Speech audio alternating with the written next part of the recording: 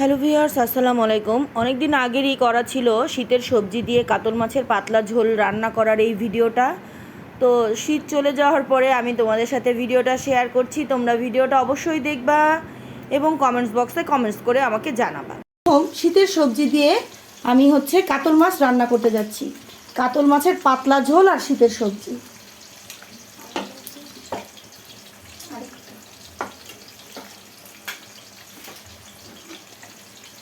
তো তরকারিটা রান্না করার জন্য প্রথমে আমি কাতল মাছগুলো ভালো করে ভেজে নিব। হালকা না, এটা হালকা ভাজা দিব না, একটু কড়া ভাজা দিব।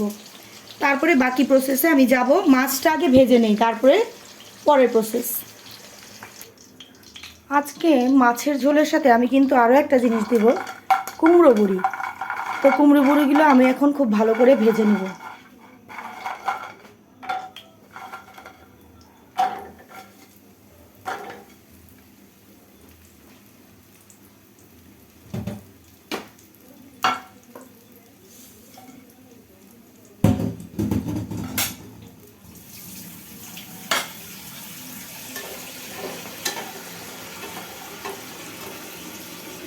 আমার বড়িগুলো ভাজা হয়ে গেছে। এখন আমি বড়িগুলো মাছের সাথে এক পাশে উঠিয়ে রাখবো।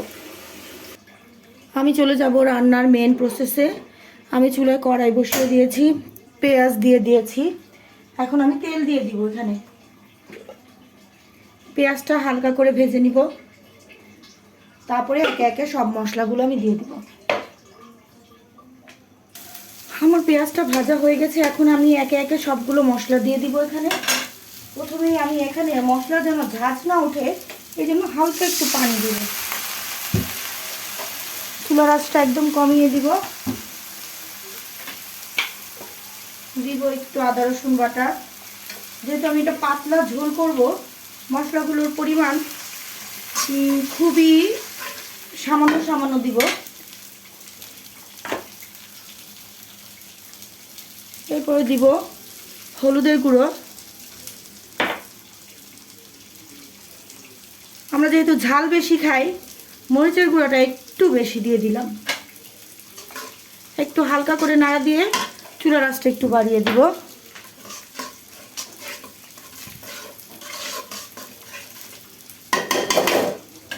এখন আমি এখানে দিব ধনিয়ার গুঁড়া।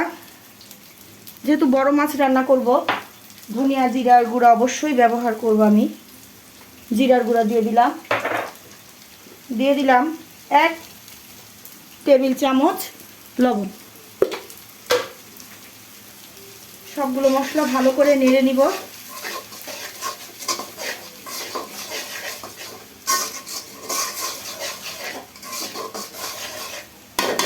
ভালো করে নাড়া হয়ে গেছে। এখন আমি এখানে পানি দিয়ে ঢাকনা দিয়ে দিব মশলাটা কষানোর জন্য।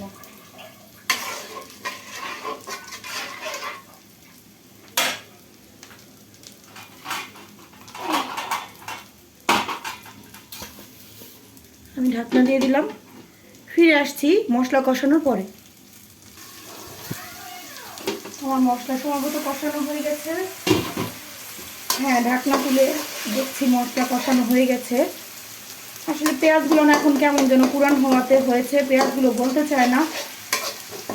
যাই হোক, আমি এখন এটার মধ্যে আমার সবজিগুলো অ্যাড করে দিব। হয়তো সবজি সিদ্ধ হতে হতে পেঁয়াজ গলে যাবে অনেকটা।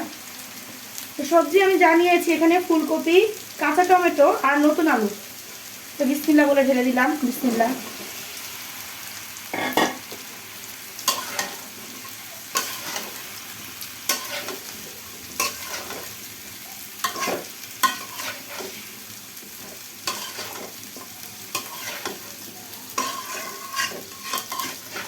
তরকারিটা খুব ভালো করে কিন্তু কষাতে হবে, যেন সবগুলো মশলা প্রতিটা তরকারির গায়ে বা সবজির গায়ে লেগে যায়।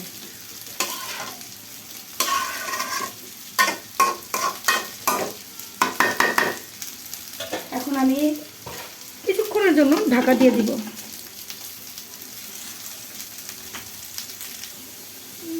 ঢাকনাটা একবার তুলবো, দেখবো কি অবস্থা।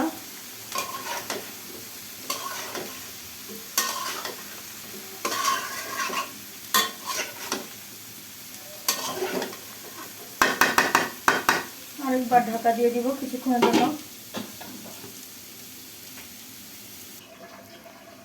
ঢাকনা তুলে দেখবো কি অবস্থা।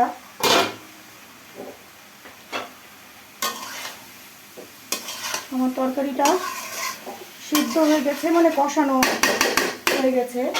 এখন আমি এটাতে ঝোল দিয়ে দিব।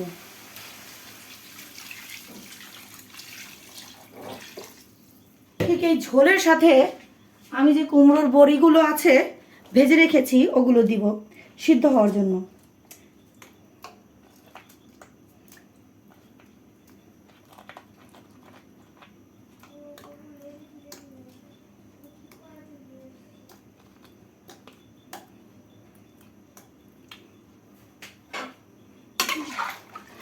দিয়ে দিলাম বন্ধুরা ঝোল এবং কুমড়োর বড়ি। এখন ঢাকা দিয়ে কিছুক্ষণ অপেক্ষা করব বলক তোলার জন্য।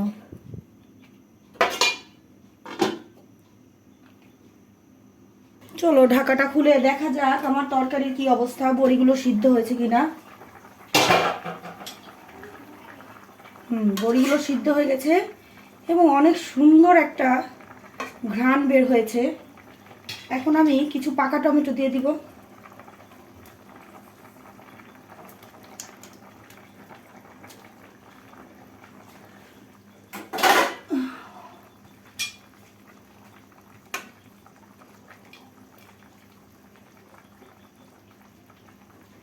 এবার 5 মিনিটের জন্য না, 5 মিনিট না, সরি 5 সেকেন্ডের জন্য আমি আবার ঢাকাটা দিয়ে দিব। জাস্ট টমেটোটা হালকা একটু গরম ভাপ আসুক।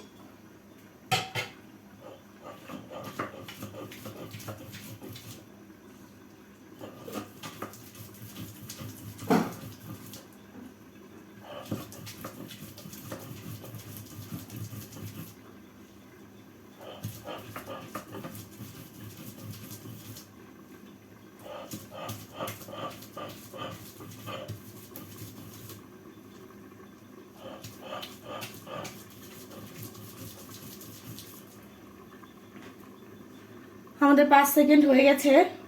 এখন আমরা এখানে মাছ দিয়ে দিব এই ঝোলটার ভিতরে। আমার মনে হয় এখানে আমার আরেকটু মরিচের গুঁড়া ব্যবহার করতে হতো, কারণ আমার কাছে মনে হচ্ছে যেন ঝালটা একটু কম হয়ে গেল। আরেকটু মরিচের গুঁড়া দিয়ে দিব। মাছগুলো দিয়ে দিব এখন সুন্দর করে উপর দিয়ে।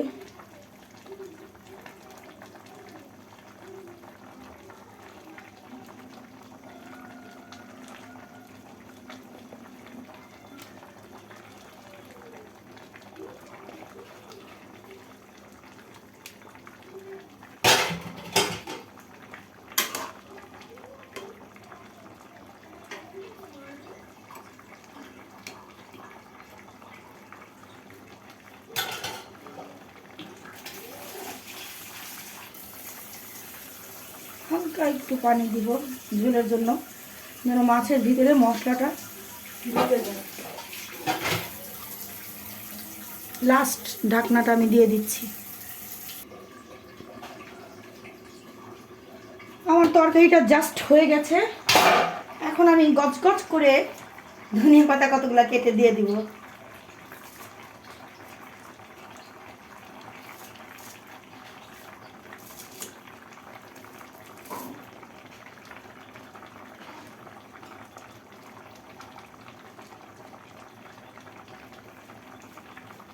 যারা গ্রামে থাকে তারা অলরেডি শীতের সবজি, শীতের তরকারি রান্না খাওয়া শুরু করে দিয়েছে, কিন্তু আমরা তো শহরের মানুষ, আমাদের হাতে আসতে দেরি হয়।